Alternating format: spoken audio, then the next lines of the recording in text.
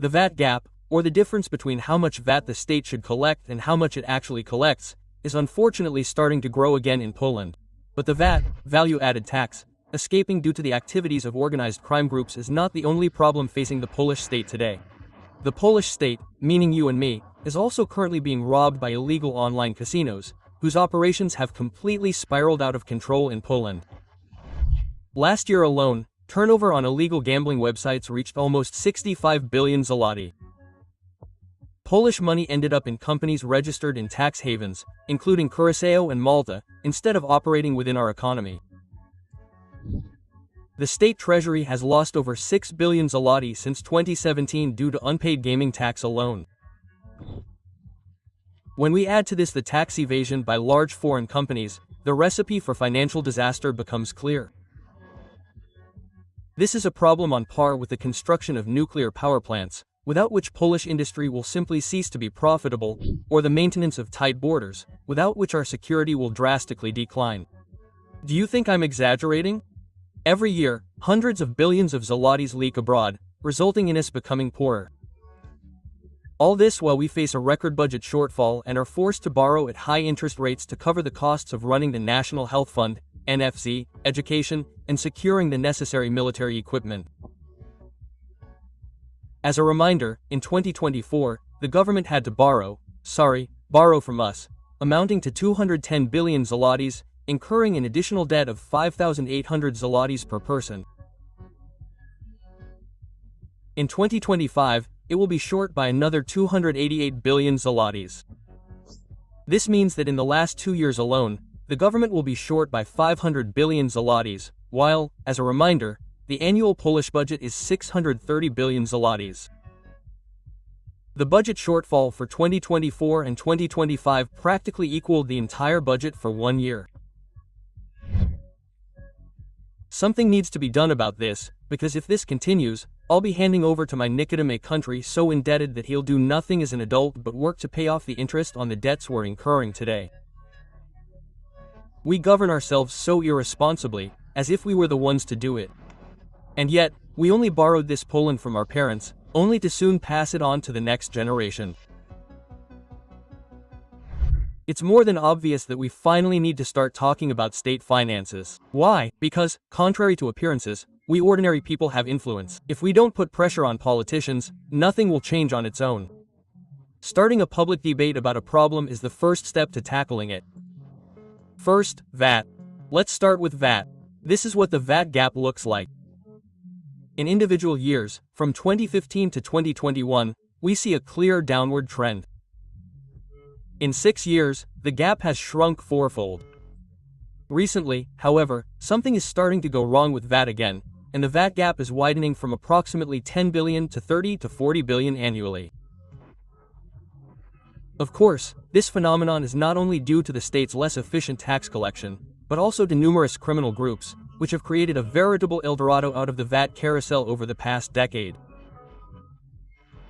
In just over 10 years, 300 billion zloty has vanished from the budget, which could have, for example, financed the construction of a central transport hub along with all the spokes of a high-speed railway, not once, but twice.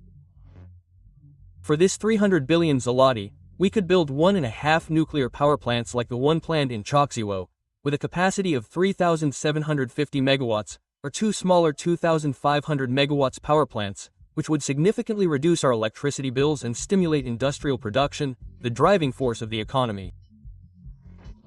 And if we had pumped these funds into R&D over the last decade, meaning research and development, i.e., research on artificial intelligence or other modern technologies, we would have generated between 1 and 1.5 trillion zlotys.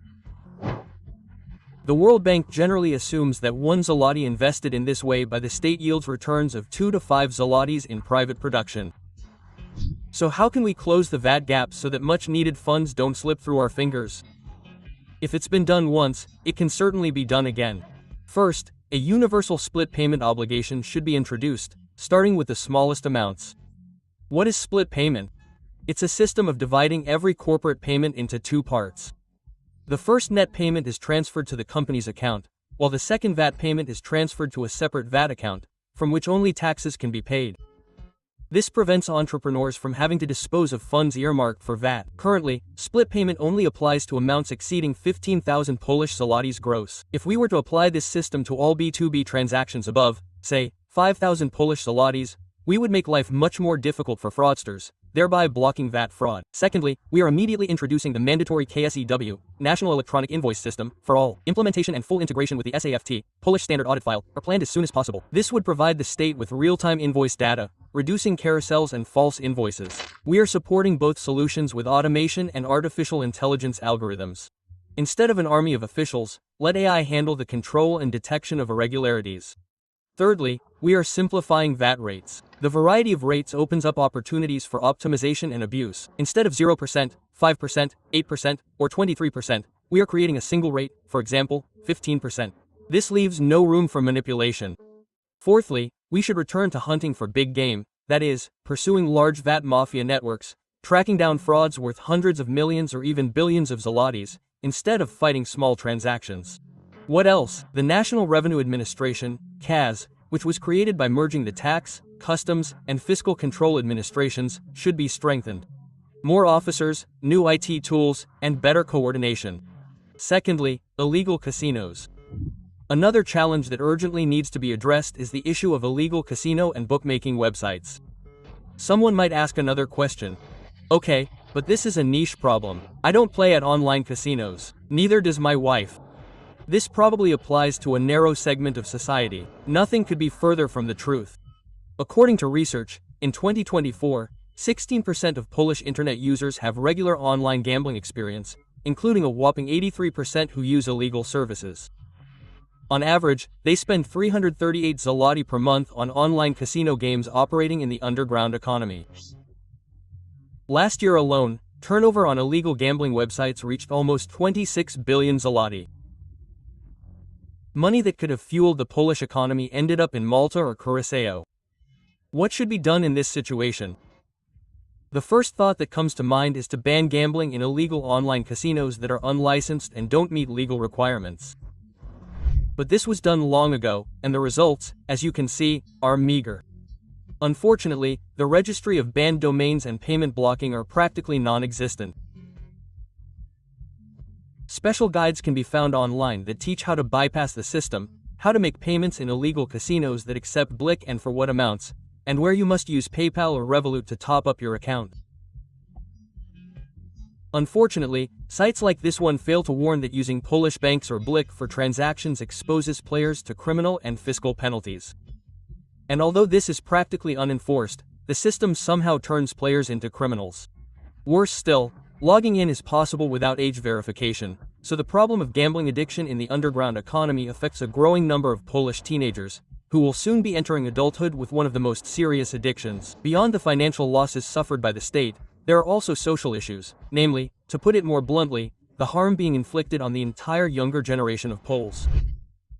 A CX-Tram study conducted among 13 to 17-year-olds indicates that 18% of them use paid casino gaming sites, despite the fact that it is strictly prohibited by law for minors.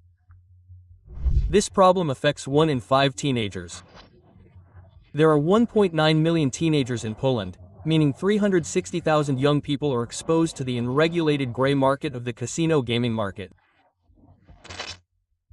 A 14-year-old who spends hours spinning slot machines in a casino isn't as conscious and rational as a 30-year-old adult man or woman. Children lack certain defense mechanisms, and we simply need to protect them more by combating this gray market. Foreign casinos, unlicensed to offer their services in the Polish market, ignore Polish law, aggressively advertising online and even sponsoring popular streamers in Poland. The Polish state has a hard time prosecuting entities operating on the other side of the world because it's simply not Polish jurisdiction. It would be difficult to send cashiers to, for example, the Bahamas to make arrests. Website blockades, on the other hand, can be easily bypassed using the simplest VPN. What can be done to curb the entire practice? Although it seems crazy at first glance, it would be worth considering abolishing the state monopoly and legalizing the operation of some foreign online casinos in Poland in this difficult situation. If internet users are looking for a diverse offering and don't want to play at just one legal casino owned by Totalizator Sportowy, then the sector should be demonopolized.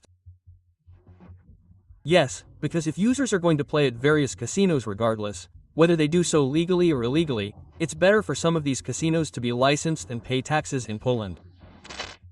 If we can't limit this phenomenon, it's better to control it somehow. Some foreign casinos will undoubtedly want to legalize their operations in Poland and will apply for a license, begin meeting certain standards, and, above all, pay taxes to the Polish budget. Following Europe's example, we should consider introducing licenses for the online casino market, doing exactly the same thing as with bookmakers. The bookmaking industry has been without a state monopoly for years.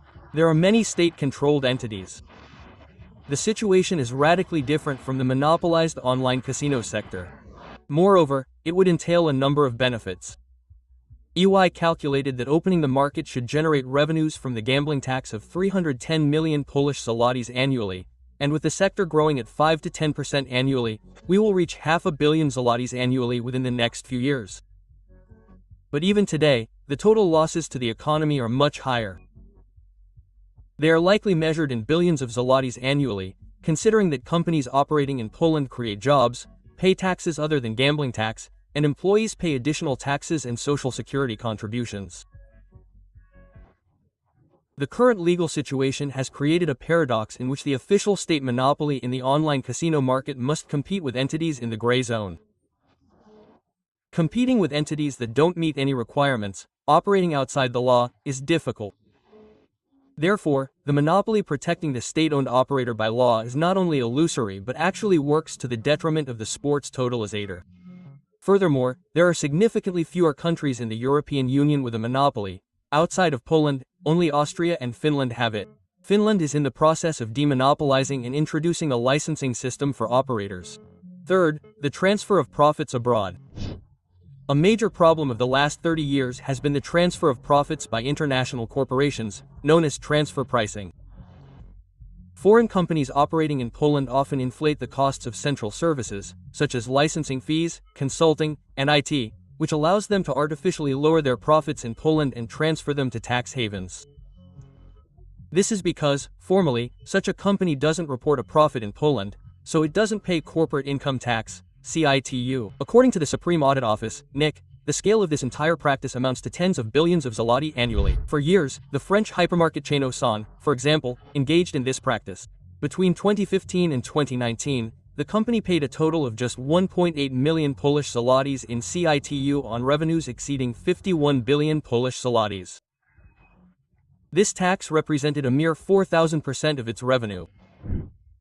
The same applies to the Starbucks generation's beloved Poles, the famous Swedish clothing chain Hein Moritz, commonly known as H&M, and IKEA, where sales may be handled by Polish companies, but the rights to the brand and knowledge belong to a foundation based in the Netherlands or Luxembourg.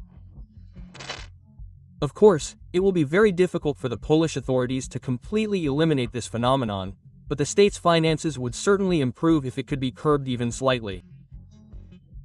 We already achieved this once in the 2016 to 2023 period, when corporate income tax revenues increased significantly thanks to the requirement to prepare transfer pricing documentation, the introduction of TPRC and TPRP forms, tougher sanctions for violating regulations, the APA, Advanced Pricing Agreement, and an increase in the number of cash register audits.